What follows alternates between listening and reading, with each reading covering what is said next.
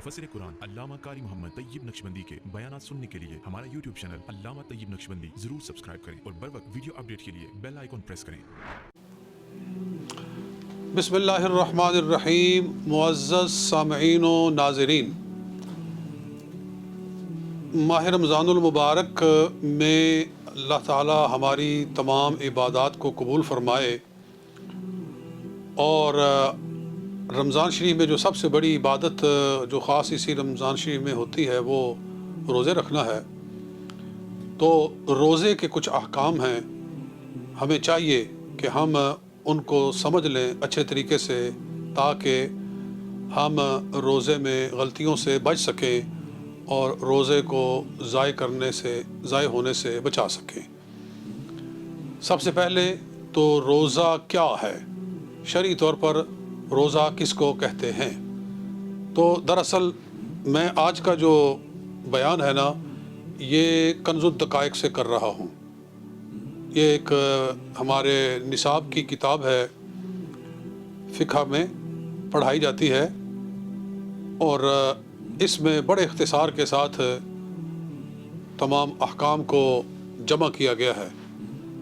तो वो शुरू में फरमाते हैं कि रोज़ा है क्या।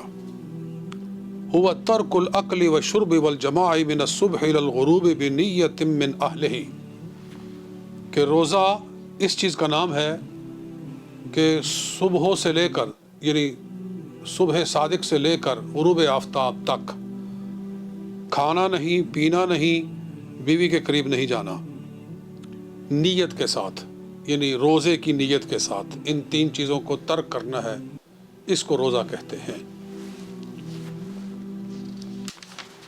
ये तो इसकी तारीफ़ है। इसका मतलब है कि अगर यही चीज़ ना हो तो रोज़ा नहीं है। बाकी रह गया कि खाना पीना कैसे, कब रोज़ा तोड़ता है, कब नहीं तोड़ता, तो वो तफसील में अर्ज़ करता हूँ। आगे वो बाब लाए हैं, बाब मा युफ़सिदुस्सौम व मा ला युफ़सिदुहु, कौन सी चीज़ रोज़े को तोड़ देती है और कौन सी नहीं तोड़ती। फरमाते हैं फ़इन अकलस्साइमु औ शरिब औ जामअ नासियन, पहले वो ये मसाइल लाए हैं कि जिन में रोज़ा नहीं टूटता, वो सूरतें कि जिनसे रोज़ा नहीं टूटता। तो वो सुन लीजिए कि अगर रोज़ेदार ने कुछ खाया या पिया या बीवी के करीब गया नासियन भूल कर, यानी उसको याद नहीं था कि मेरा रोज़ा है, अवहतालामा, या उसको वेट ड्रीम आई और सोते में उसके कपड़े नापाक हुए, औ अनज़ाला बेनज़रिन, या देखने से उसको इंजाल हो गया, अविद दहाना, या उसने तेल लगाया, सर पे तेल लगाया। कई दफ़ा ऐसा होता है कि कड़वे तेल होते हैं, वो लगाएं सर पे, उनको मालिश करें तो उनका जायका अंदर जाता है, ज़ुबान तक पहुंचता है, तो भी कुछ हर्ज नहीं। तेल लगाया, अवहताजमा, या उसने पछने लगवाए, कपिंग करवाई। तो कपिंग करवाना कहीं भी, वो बसा औक़ात ऐसा होता है कि टक लगाकर छोटा छोटा खून निकालते हैं, फिर इस तरह से करके उसके ऊपर कपिंग होती है तो वो खून निकलता है, गंदा खून बाहर आता है। तो क्या इससे रोज़ा टूटता है? तो फरमा रहे हैं कि इससे रोज़ा नहीं टूटता। अविक तहाला, या उसने सुरमा लगाया, आँखों में सुरमा लगाने से बसा औक़ात ऐसा होता है कि उस सुरमे का असर गले में महसूस होता है, हत्ता कि समटाइम्स थूक में वो नज़र आता है, उसकी रंगत नज़र आती है। थूक जो है ना, उसका कलर चेंज हो जाता है सुरमा लगाने से। लेकिन कोई भी सूरत हो, बहरहाल उससे रोज़ा नहीं टूटता। और कब्बला, या उसने बीवी से बोसो किनार किया तो भी रोज़ा नहीं टूटा। हाँ, बखिलाफ़िल इंजाल भी, हाँ अगर उससे इंजाल हो जाए फिर रोज़ा टूट जाएगा। औ दाखला हल्क़हु गुबारुन, या उसके हलक में गुबार दाखिल हुआ, यानी वो बाहर निकला, आंधी थी, तूफ़ान था, उसके हलक में गुबार दाखिल हुआ, उसने नहीं दाखिल करना चाहा, उसकी अपनी ख्वाहिश नहीं थी, लेकिन आज खुद गुबार दाखिल हो गया। इसका मतलब ये हुआ कि अगर दाखिल करे खुद تو پھر روزہ ٹوٹے گا. آگے وہ بات آ رہی ہے. او ذبابن، یا اس کے گلے میں مکھی چلی گئی، یعنی اس کی اس میں کوئی انٹینشن نہیں تھی، اور وداؤٹ انٹینشن اس کے گلے میں اگر غبار چلا جائے، مکھی چلی جائے، تو بھی روزہ ٹوٹتا نہیں ہے. وہو ذاکر، اور اس کو یاد بھی تھا کہ میرا روزہ ہے، پھر بھی یہ چیزیں ہو گئی تو نتھنگ ٹو وری. او اکل ما بین اسنانہ، یا اس نے اپنے دانتوں کے درمیان میں کوئی چیز جو اٹکی ہوئی تھی وہ اس نے کھا لی، لیکن اس میں یہ تفصیل ہے کہ وہ چنے سے بڑی نہ ہو. اور اوقاء فرماتے ہیں یا اس کو قے آ گئی، روزے دار کو قے آ گئی، چاہے تھوڑی یا زیادہ، اس سے کوئی فرق نہیں پڑتا، بہرحال اس سے روزہ نہیں ٹوٹتا. یہاں کچھ لوگ مکس اپ کرتے ہیں کہ قے آنے پر پوچھتے ہیں کہ میرا روزہ رہ گیا کہ نہیں. قے اگر منہ بھر کر آئے تو وہ وضو کو توڑتی ہے، وضو کو، نہ کہ روزے کو. اوقا، یا اس نے قے کی، وعادہ، اور وہ واپس چلی گئی. اس نے واپس نہیں کی، آج خود بائی اٹ سیلف اس کی قے جو ہے وہ واپس چلی گئی. لم یفطر، ان سارے پچھلے مسائل کے بارے میں انہوں نے آخر میں جواب دیا ہے لم یفطر، یعنی اس کا روزہ نہیں ٹوٹا. اور آگے فرماتے ہیں وَإِنْ أَعَادَهُ، اگر اس نے قے کو خود واپس کیا، منہ میں آئی اور اس نے خود لوٹائی. أَوِ اسْتَقَاءَ، یا اس نے اپنی خواہش کے ساتھ قے کی، یعنی انگلی ڈال کر حلق میں کوئی ایسے طریقے سے کہ اس کو قے آنا نہیں تھی لیکن اپنے ارادے سے اس نے قے پیدا کی. جی. او ابتلع حصاة او حدیدا، یا وہ کوئی کھا گیا کنکر یا لوہا، اس طرح کی چیزیں جو کہ غذا میں سے نہیں ہیں. اب لوہا کوئی غذا تو نہیں ہے نا انسان کی، ایسی چیز جو کہ از قسم غذا نہیں ہے وہ اس نے کھا لی، تو قضا، فقط صرف روزے کی قضا کرنا پڑے گی، یعنی ایک روزے کی جگہ پر دوسرا روزہ رکھنا پڑے گا، کفارہ نہیں آئے گا. جی. یعنی اگر قے واپس کر لی یا قے خود کی یا غذا سے ہٹ کر کوئی چیز کھائی تو صرف قضا کرے گا، اس میں کفارہ نہیں ہے. ومن جامع، اور جس نے بیوی سے صحبت کی، اور جمع، یا جس عورت سے صحبت کی گئی، او اکلا او شرب غذاء او دواء عمدا، یا اس نے کچھ کھایا یا اس نے کچھ پیا ایسی چیز کو کہ جو بطور غذا یا بطور دوا ہو.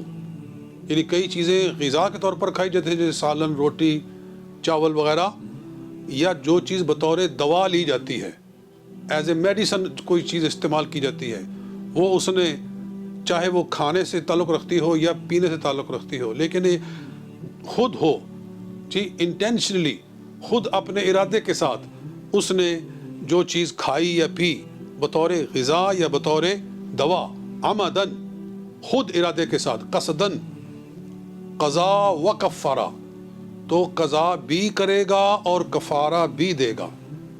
یعنی اس کو ایک تو روزے کی جگہ پہ روزہ رکھنا پڑے گا، اور اس کے علاوہ اس کو روزے کا کفارہ دینا پڑے گا. اور وہ کفارہ کیا ہے؟ سب سے پہلے تو 60 روزے رکھنے ہیں.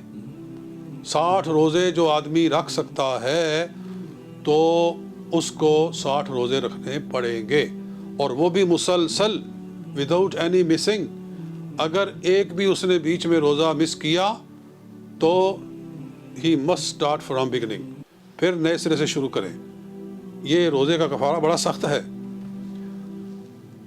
اور ہاں، اگر وہ اتنا بوڑھا ہو گیا ہے کہ وہ نہیں کفارہ ایسا سخت وہ اس سے نہیں ہو سکتا ہے، یا بیماری ہے ایسی ویسی، تو پھر اس کی جگہ پر پھر 60 مسکینوں کو 2 ٹائم کا کھانا کھلانا وہ اس کی جگہ پر آ سکتا ہے. تو یہ ہو گیا کفارہ. تو اگر جان بوجھ کر روزہ توڑا جائے تو پھر قضا بھی دینا پڑتی ہے اور کفارہ بھی دینا پڑتا ہے۔ تو یہ چند ضروری مسائل آ گئے۔ آگے ارشاد فرماتے ہیں ولا کفارۃ بالانزال فیما دون الفرج، یہ میاں بیوی کی قربت کے ساتھ جو تعلق رکھنے والے مسائل ہیں اس کی ذرا انہوں نے ڈیٹیل بیان کی ہے۔ وبافساد الصوم غیر رمضان، کہ رمضان کے علاوہ کوئی روزہ ہو تو اس کو اگر وہ توڑ دے اس پر کوئی کفارہ نہیں ہوتا، کفارہ صرف رمضان کے روزے کے توڑنے پر ہوتا ہے۔ اگر کوئی اور روزہ اس نے توڑ دیا، جیسے 10 محرم کا روزہ رکھ لیا یا کوئی روزہ اس کو اس نے توڑا، تو اس پر صرف قضا ہی آتی ہے، اس پہ کفارہ نہیں ہے۔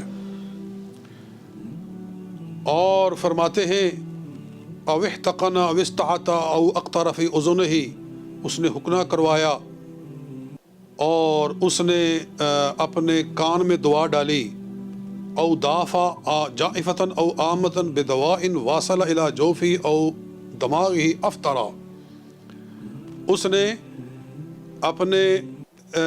نے کوئی ایسی دوا استعمال کی جو اس کے دماغ میں داخل ہوئی یا اس کے پیٹ تک پہنچی، افطرا، تو اس کا روزہ ٹوٹ گیا۔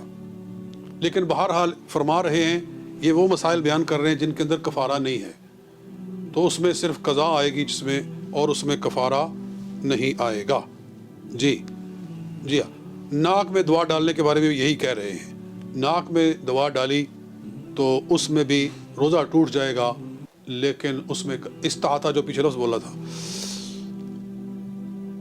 اور فرماتے ہیں کہ کوئی وَكَرِهَ ذَوْقُ شَيْءٍ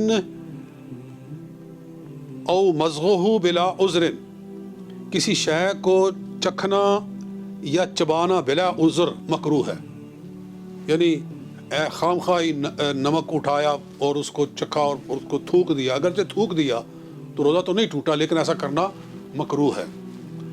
بلا عذر کہہ رہے ہیں، تو عذر میں علماء فرماتے ہیں کہ عورت نے ہنڈیا پکائی ہے تو وہ اگر چکھنا چاہے اور اس کا شوہر سخت مزاج ہے تو اس نے صرف یہ چیک کرنے کے لیے کہ اس کا نمک مرچ صحیح ہے، اس نے اگر چکھ کے تھوک دیا تو پھر کوئی کراہت نہیں ہے۔ جی، تو یہ چند مسائل بیان ہوئے۔ ہاں، ایک چیز آخر میں، فصل فی العوارض لمن خاف زیادت المرض الفطر، فرماتے ہیں کہ جس شخص کو مرض کے بڑھنے کا خوف ہو وہ روزہ چھوڑ سکتا ہے، یعنی بیمار ہے، بیمار کو روزہ چھوڑنے کی اجازت ہے، یا اس کو پتہ ہے کہ میں روزہ رکھوں گا تو میری مرض بڑھ جائے گی، یعنی مرض ہے، بیمار ہے، یہ نہیں کہ ڈر ہے کہ اگر روزہ رکھا تو بیمار ہو نہ جاؤں، یعنی بیمار ہے اور سمجھتا ہے، اس کا تجربہ بتاتا ہے، اس کا ایکسپیرینس بتاتا ہے، یا اس کو ڈاکٹر کا کہنا ہے کہ تیرے روزے رکھنے سے تیری بیماری میں اضافہ ہوگا، تو وہ روزہ چھوڑ سکتا ہے۔ چھوڑنے کا مطلب ہے کہ وہ پھر بعد میں اس کی قضا دے سکتا ہے۔ اور وللمسافری، اور مسافر کو بھی روزہ چھوڑنے کی اجازت ہے، یعنی شرعی سفر جو ہوتا ہے اس پر کسی نے جانا ہو تو 58 مائلز تو یا اس سے زیادہ، مثلا لندن جانا یا مانچسٹر سے، اس طرح کا لمبا سفر ہو تو وہ روزہ چھوڑ سکتا ہے، یعنی بعد میں قضا کرے گا۔ وصومہ احب ان لم یضرہ، اور اگر اس کو روزہ تکلیف نہ دیتا ہو مسافر کو تو پھر روزہ رکھ لینا ہی اس کے لیے بہتر ہے۔ خود قرآن پاک میں اللہ تعالیٰ ارشاد فرماتا ہے وَأَن تَصُومُوا خَيْرٌ لَكُمْ، اے مسافروں اور بیماروں تم روزہ چھوڑ سکتے ہو، لیکن اگر روزہ رکھ لو تو تمہارے لیے اچھا ہے، کیونکہ رمضان میں جو ثواب ہوتا ہے روزے کا وہ بعد میں نہیں مل سکتا۔ اور فرمایا کہ وَلَا قَضَاءَ إِن مَاتَ عَلَيْهِمَا، اگر بیماری میں ہی ایک آدمی فوت ہو گیا اور اس کے روزے رہ گئے ہیں، اور مسافر سفر میں ہی فوت ہو گیا اور اس کے روزے رہ گئے ہیں، اس کو بعد میں قضا کرنے کا موقع ہی نہیں ملا، جی، تو اس پہ کوئی پکڑ نہیں ہے، اس پہ کوئی برڈن نہیں ہے اسلامی طور پر، نہ اس پر کوئی جناب رہ گیا کوئی پوچھ۔ وَيُطْعِمُ وَلِيُّهُمَا لِكُلِّ يَوْمٍ كَالْفِطْرَةِ بِوَصِيَّةٍ. جی، اور اگر اس نے وصیت کی، یعنی اس نے مرنے سے پہلے کہا کہ میرے اتنے روزے رہ گئے ہیں، میں نے ان کی قضا نہیں کی ہے، تو پھر اس کا ولی اس کی طرف سے ہر دن کے بدلے میں ایک صدقہ فطرانہ ادا کرے گا.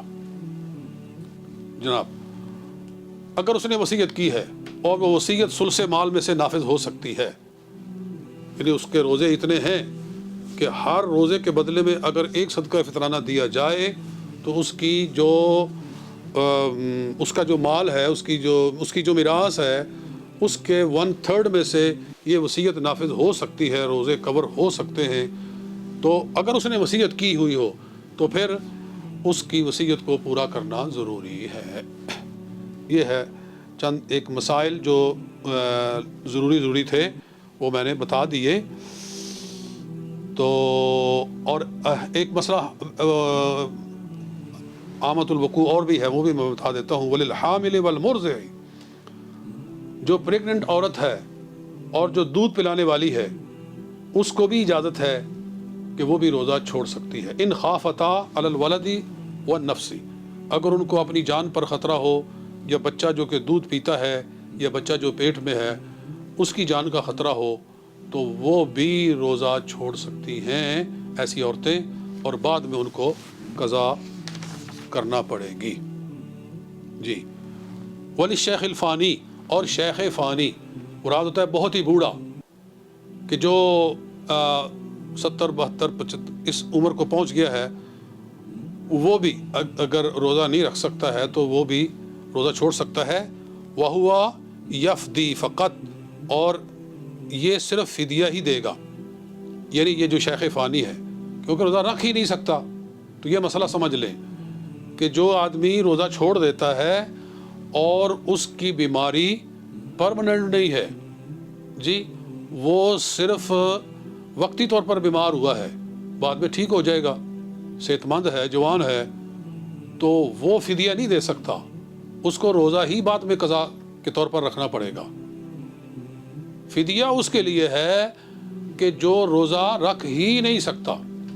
جی، جیسے شوگر کے جو مریض ہوتے ہیں، یہ ہمیں معلوم ہے کہ شوگر کا مریض واقعی ایسا ہوتا ہے کہ اس کے لیے روزہ رکھنا مشکل ہوتا ہے، رمضان میں بھی اور رمضان کے بعد بھی. جب اس سے رکھا ہی نہیں جاتا تو پھر وہ فدیہ دے سکتا ہے. اور یہ ہر مومن کو خدا کا خوف سامنے رکھ کر فیصلہ کرنا چاہیے کہ میری مرض کیسی ہے. آج کل ہم نے دیکھا ہے کہ بہت سارے لوگ ہیں کہ جی ہم روزہ نہیں رکھ سکتے، جی بس خود ہی انہوں نے فیصلہ کر لیا کہ جی ہم روزہ نہیں رکھ سکتے، اور وہ فدیہ دے رہے ہیں. وہ سمجھتے ہیں کہ بس ہم نے فدیہ دے دیا ہے اور بڑا مسئلہ حل ہو گیا ہے. یہاں برطانیہ میں رہتے ہوئے ٹھنڈ ہے، یہاں تو روزہ رکھنا کوئی مشکل ہی نہیں ہے، اور انہوں نے اپنے طور پر فیصلہ کر لیا ہے کہ جی ہم روزہ نہیں رکھ سکتے. تو ایسا کرنا جائز نہیں ہے. یہ اللہ تعالیٰ کے ساتھ آپ یہ نہ کریں اس طرح. اللہ تعالیٰ کی ذات سب کچھ جانتی ہے کہ کون روزہ رکھ سکتا ہے، کون نہیں رکھ سکتا. اگر آپ کا ایکسپیرینس طویل عرصے سے ایسا ہے کہ آپ روزہ نہیں رکھ سکتے، بیماری ہی ایسی ہے، یا ڈاکٹر ہی کہتا ہے کہ آپ نہیں روزہ رکھ سکتے، تو آپ کو اجازت ہے کہ آپ روزہ چھوڑ دیں اور اس کی جگہ پر آپ فدیہ دے دیں. تو جو کچھ میں نے کہا، اللہ حکم الحاکمین قبول فرمائے اور ہمارے روزوں کو منظور مقبول فرمائے. وما علینا الا البلاغ.